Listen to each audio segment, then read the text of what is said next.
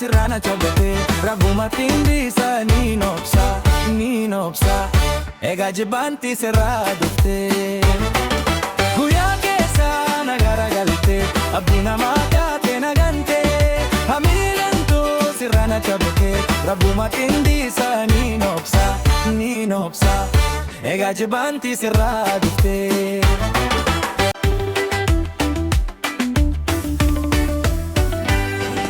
Gubbaa malee waliin biinu garaa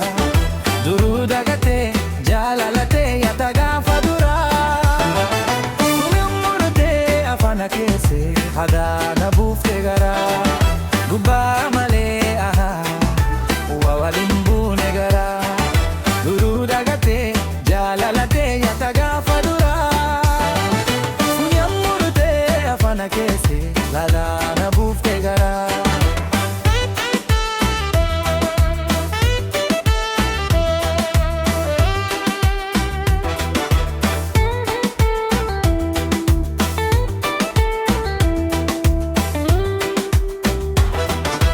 Nagantaati kolle mamne nagaragalta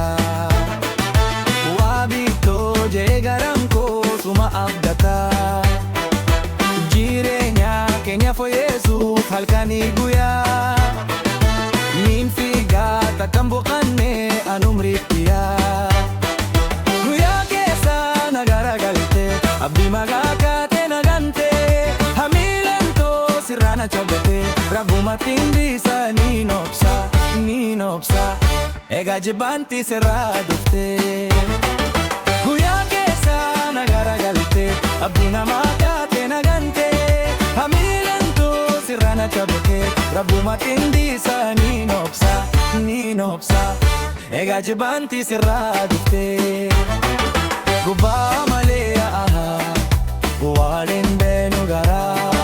duruu dagatee jaalalatee nyaata gaafa duraa Funyaan murtee afaan keessee hadaana buuftee garaa Gubbaa malee waliin buune garaa duruu dagatee jaalalatee nyaata gaafa duraa Funyaan murtee afaan keessee hadaana buuftee garaa